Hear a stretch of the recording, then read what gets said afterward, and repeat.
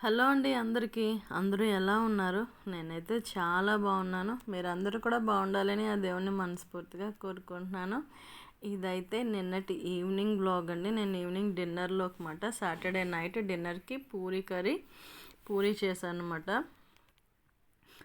Sorry guys, నేను video పెట్టి ఒక 5 days అవుతుంది. షార్ట్సే పోస్ట్ చేశాను. చెప్పాను కదా నాకు డెంటల్ ప్రాబ్లం ఉంది. సో దానివల్ల నేను ఎక్కువ మాట్లాడడానికి కొంచెం కష్టంగా ఉందన్నమాట. అందుకని చెప్పి నేను వీడియో అయితే పోస్ట్ చేయలేదు. ఇది కూడా జస్ట్ చాలా రోజులు అయిపోతుంది కదా అని చెప్పి నేను ఇది షూట్ చేశాను. వాయిస్ ఓవర్ ఇవ్వడానికి కూడా ఇప్పుడు కొంచెం కష్టంగానే ఉంది, బట్ పర్వాలేదు అన్నమాట. మెడిసిన్ వేసుకుంటున్నాను కదా. సో ఇక్కడైతే పూరీ కర్రీ కావాల్సినవన్నీ రెడీ చేసి పెట్టుకున్నాను. పూరీ పిండి కూడా కలిపేసి పెట్టుకున్నాను అనమాట. ఇక్కడ ఆయిల్ వేసుకొని పోపు పెట్టుకుంటున్నాను. పోపు పెట్టుకొని ఎండుమిర్చి పచ్చిమిర్చి కొంచెం బాగా వేగిన తర్వాత ఆనియన్స్ వేసి కొంచెం బాగా పచ్చివాసన పోయేంత వరకు, ఆనియన్ మెత్తబడేంత వరకు వేయించుకోవాలి. ఈ కర్రీ అయితే మా కజిన్ చేసింది ఫ్రెండ్స్.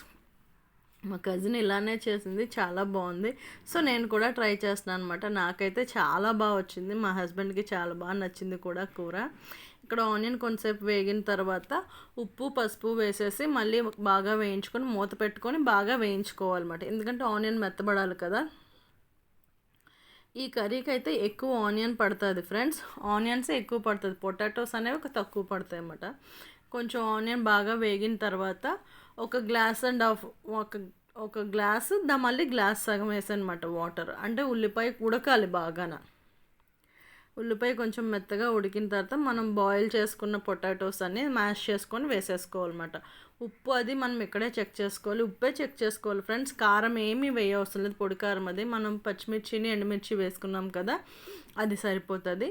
అలాగే పొటాటోస్ వేసిన తర్వాత మనం శనగపిండి పెట్టుకున్నాం కదా డైల్యూట్ చేసుకొని, అది కూడా వేసేసి బాగా మిక్స్ చేసుకోవాలి.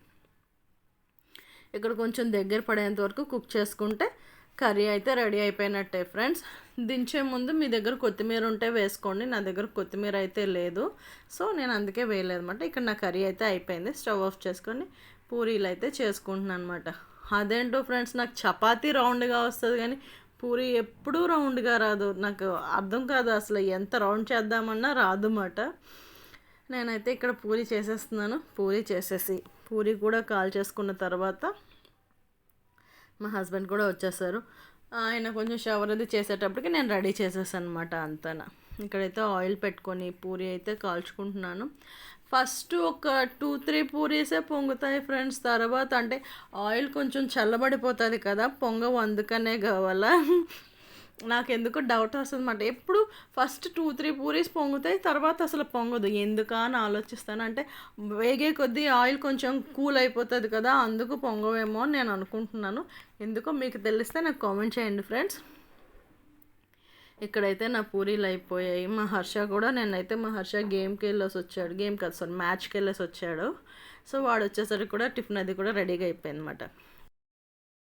ఇక్కడైతే నా పూరీ రెడీ అయిపోయింది. ఈ వ్లాగ్ అయితే నేను ఎక్కడితో ఎండ్ చేస్తున్నాను ఫ్రెండ్స్. మీకు గనక నా వ్లాగ్ నచ్చితే ఖచ్చితంగా ఒక్క లైక్ అయితే చేయండి, మర్చిపోవద్దు. Please like, share and subscribe to my channel happy family vlogs with Harsha. Thank you.